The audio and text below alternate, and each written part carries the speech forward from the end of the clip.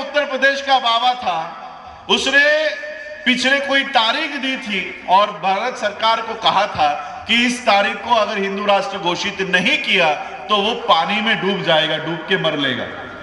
वो आज तक नहीं मरा, अभी भी जिंदा है, अभी भी भीख लेकर खा रहा है। मैं आज आपके उत्तर प्रदेश की धरती से, आपकी हरदोई की धरती से, जहां पर आपका मुख्यमंत्री बीजेपी का है, मैं उनको भी ये दावे के साथ मैं उनको आह्वान करता हूं। सिर्फ ये 2-4 शास्त्री नहीं, मांडलेश्वर नहीं, हमारे में ऊपर नीचे स्वर्ग नरक ऐसा कुछ होता नहीं है, लेकिन हिंदुओं में होता है। और आप हिंदू राष्ट्र लागू करने की बात कर रहे हो, इसलिए मैं एक चैलेंज देता हूं कि ऊपर से आपके जो ऊपर नीचे जो गए हैं, नरक से हो या स्वर्ग से हो, गोलवल कर भी नीचे आ जाए तब भी इस देश को वो हिंदू राष्ट्र नहीं बना सकता। इस देश को हिंदू राष्ट्र घोषित नहीं कर सकता। गोलवलकर भी, हेगड़ेवार भी, आरएसएस के बाप भी नीचे आ जाए या नीचे से ऊपर आ जाए, नरक से बाहर आ जाए, तब भी उस देश को हिंदू राष्ट्र नहीं बना सकते।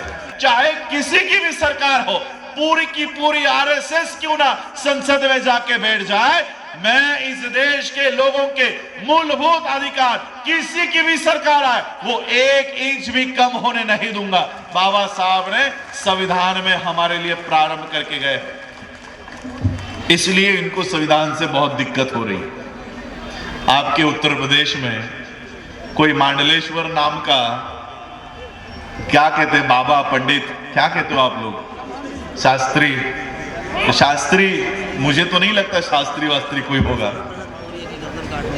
पिछले 2 साल पहले से वो संविधान लिख रहे हैं, भारत का संविधान लिख रहे हैं। उन्होंने सीएम को, राष्ट्रपति को, सबको निवेदन देकर उन्होंने अपना प्रारूप, उन्होंने वो प्रारूप तैयार करके कुछ अभी दिया है, हिंदू राष्ट्र होने की मांग कर रहे हैं।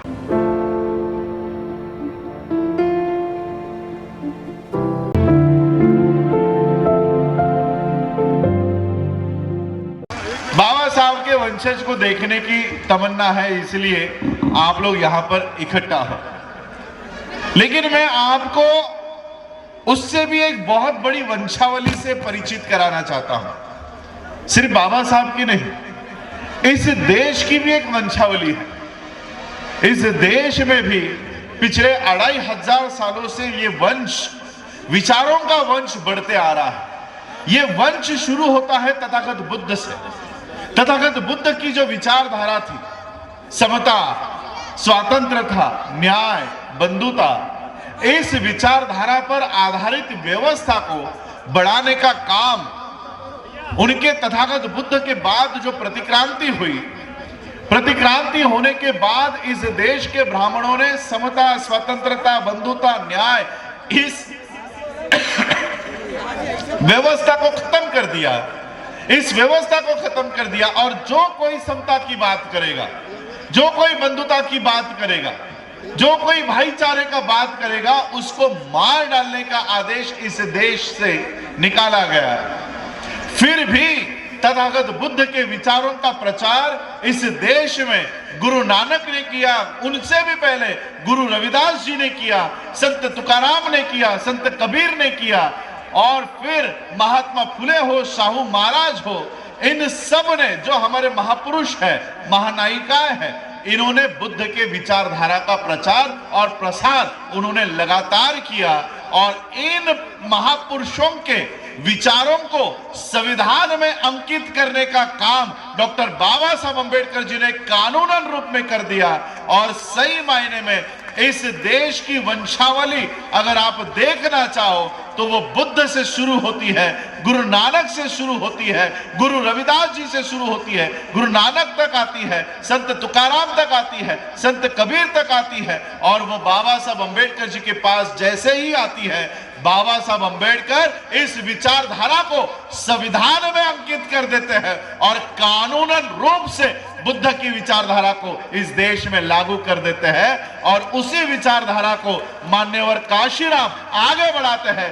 ये असली वंशावली इस देश की है। हम तो सिर्फ खून के रिश्तेदार हैं, विचारों के रिश्तेदार। आज भी आप लोगों के समक्ष आप लोगों को गाइड कर रहे हैं, मार्गदर्शन कर रहे हैं। इन विचारधारा के साथ हम लोगों को खड़ा होना है। आज के इस कार्यक्रम में आने के लिए मैंने 2 महीने पहले से राहुल नागपाल जी का फोन था कि आपको पीनी में आना है, हरदोई में आना है, और फिर अचानक मुझे कुछ गांठ डिटेक्ट हुई और वो उसका ऑपरेशन में टाल नहीं सकता था। मैंने मेरे डॉक्टर को एक ही बात पूछी कि आप भले मेरा ऑपरेशन करो, लेकिन मुझे 5 तारीख को उत्तर प्रदेश में जाना है, उससे पहले मैं ठीक हो जाना चाहिए, उस हिसाब से ही मेरा ऑपरेशन आपको करना होगा। और मैं सोमवार को, पिछले सोमवार को, मेरे ख्याल से 29 तारीख 30 तारीख थी, 30 तारीख को ऑपरेशन करके आज मैं आप लोगों के समक्ष हूं।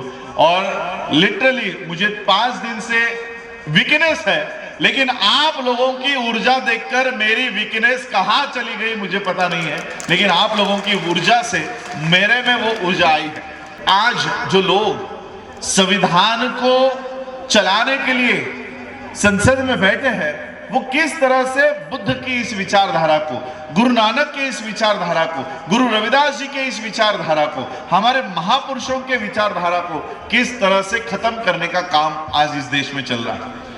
फिर से इस देश को गुलामी की ओर लेकर जाने का काम हो रहा है। बुद्ध कहते हैं कि इस देश में समता होगी, समानता होगी, न्याय होगा, भाईचारा होगा, और ब्राह्मणी व्यवस्था कहती है कि इस देश में ऊंच नीच होगी, समता नहीं होगी। इस देश में कौन सी व्यवस्था होगी? ऊंच नीच के ऊपर आधारित व्यवस्था होगी। बाबा साहब अंबेडकर जी ने ऊंच नीच पर आधारित, आपने संविधान बताया, ये संविधान की प्रत है। देखिए, एक ही आर्टिकल मैं आप लोगों के सामने पढ़कर सुनाना चाहूंगा। बाबा साहब अंबेडकर जी ने 2500 सालों की ये ब्राह्मणों की गैर बराबरी की व्यवस्था को किस तरह से एक ही आर्टिकल में, एक ही लाइन में खत्म कर दिया। देखिए ये आर्टिकल मैंने आप लोगों के सामने खोला है। आर्टिकल 13 क्या कहते हैं? देखिए, इस देश में मनु का कानून कितने साल तक था पता है आपको? मनु का कानून, ये बाबा साहब का कानून है। ये कानून है बाबा साहब ने दिया हुआ, बाबा साहब ने निर्माण किया हुआ संविधान है। इससे पहले मनु का कानून लागू था कि मनु के कानून का आदेश था कि पशु हो, शूद्र हो, ढोल हो, नारी हो, इनको सिर्फ पीटना है। इनका अधिकार क्या है? इनको सिर्फ पीटने का ही अधिकार है। ये मनु का कानून कहता है। शूद्रों को पढ़ाई लिखाई करने का अधिकार नहीं है। इनको पशु की तरह, ढोल को जैसे पीटते हैं वैसे इनको पीटना चाहिए। ये आज भी इनके धर्म ग्रंथों में लिखा हुआ है। ये लिखा हुआ है। इन 2500 सालों की व्यवस्था को बाबा साहब ने ये पूरे संविधान में नहीं हटाया। ये पूरा संविधान 395 आर्टिकल की ये ग्रंथ है। पूरे ग्रंथ को बाबा साहब ने संविधान को मनु के कानून को हटाने के लिए नहीं इस्तेमाल किया, सिर्फ एक लाइन में हटाया। क्या है? देखिए वो लाइन। बाबा साहब लिखते हैं, इस संविधान के प्रारंभ से ठीक पहले भारत के राज्य क्षेत्र में प्रवृत्त सभी विधियां उस मात्र तक शून्य होती है जिस तक वे सब भागों में उपसंबद्ध से असंगत है। इसका मतलब क्या है? बाबा साहब लिखते हैं कि इस देश में भारत का संविधान जो बाबा साहब ने निर्माण किया है, वो लागू होने से पहले जितने भी कानून इस देश के ऊपर है, वो आज मैं शून्य घोषित करता हूं। एक लाइन में बाबा साहब अंबेडकर जी ने 2500 सालों के मनु के कानून को हमेशा के लिए खत्म कर दिया, हमेशा के लिए। और सिर्फ खत्म ही नहीं किया, बाकी दूसरा सब आर्टिकल तैयार करके बाबा साहब लिखते हैं कि राज्य ऐसी कोई विधि नहीं बनाएगा जो इस भाग द्वारा प्रदत्त अधिकारों को छीनती है। इसका मतलब बाबा साहब पहले आर्टिकल में 13 में लिखते हैं कि संविधान लागू होने से पहले जितने भी कानून हैं वो सारे के सारे मैं शून्य घोषित करता हूं, सारे के सारे नल एंड वॉइड घोषित करता हूं।